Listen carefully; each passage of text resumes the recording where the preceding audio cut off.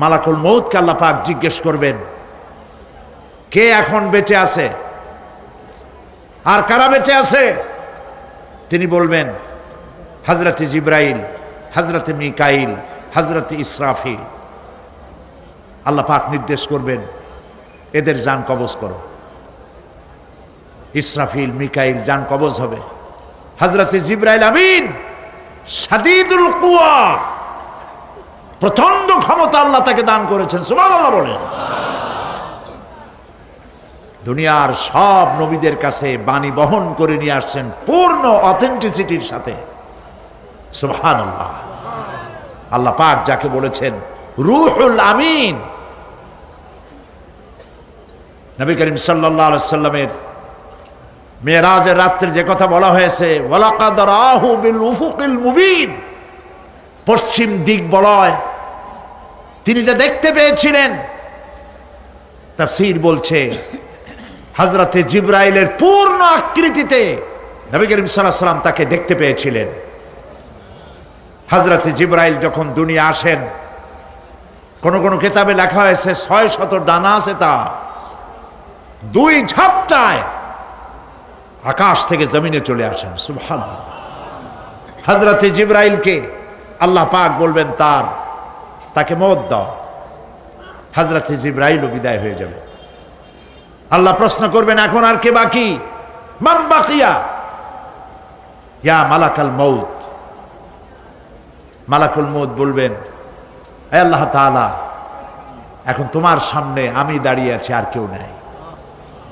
আল্লাহ পাক বলবেন, মুত ইয়া মালাকাল মউত। আল্লাহু আকবার। মুত ইয়া মালাকুল মউত, মরে যা, মরে যা। মালাকাল মউত মরে চলে যাবে,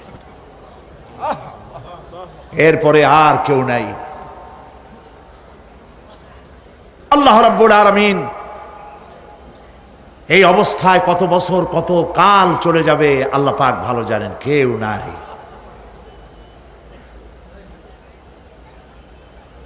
আজকের রাজত্ব কার? আল্লাহ প্রশ্ন করবেন, আজকের রাজত্ব কার? আল্লাহ পাক আওয়াজ দিবেন, বলবেন আজকের রাজত্ব কার?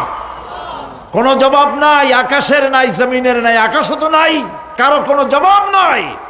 আল্লাহ পাক বলবেন লিল্লাহি ওয়াহিদুল কাহ্হার। আজ একমাত্র রাজত্ব হচ্ছে পরাক্রমশালী আল্লাহ রাব্বুল আলামিনের। আল্লাহ পাক বলবেন, ইয়া দুনিয়া আইনা শুজারুকি, হে পৃথিবী তোর গাছগুলা কই?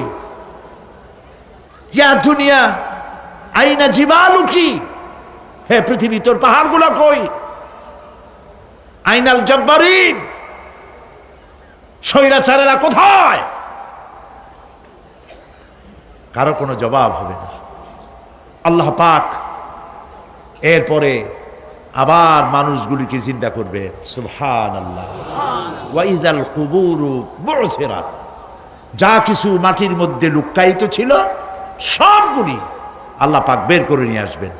হাসরের ময়দান হবে, উপস্থিত হবে সমস্ত মানুষ, কেউ পলায় থাকতে পারবে না কোথাও। কুমিরে যারে খাইছে, বাঘে যারে খেয়েছে, আগুনে যারে পোড়াইছে, পানিতে যে পচে গেছে, পোকামাকড়ে যারা খেয়েছে, কোনো পথ নাই। সবাই আল্লাহর দরবারে উঠবে, পায়ে জুতা নাই, মাথায় কাপড় নাই, পরনে কোনো কাপড় চোপড় নাই, উলঙ্গ উলাঙ্গিনী। উম্মুল মুমিনিন হযরতে আয়েশা সিদ্দিকা রাদিয়াল্লাহু তাআলা আনহা, নবী করিম সাল্লাল্লাহু আলাইহি ওয়াসাল্লামের জবান মোবারকে এটা শুনে কেঁদে ফেললেন, বললেন, ইয়া রাসূলুল্লাহ, আমারও কি সেই অবস্থা হবে? তিনি বললেন, হ্যাঁ। উম্মুল মুমিনিন বললেন, ইয়া রাসূলুল্লাহ, তখন কি আমার শরম হবে না? আল্লাহর নবী বললেন, কিয়ামতের এই বিভীষিকাময় দৃশ্য দেখে মানুষ মানুষের দিকে তাকাবার কোনো হুঁশ থাকবে না। সব মানুষ উপরের দিকে তাকায় থাকবে, নিচে তাকাবার কারো কোনো ক্ষমতা থাকবে না।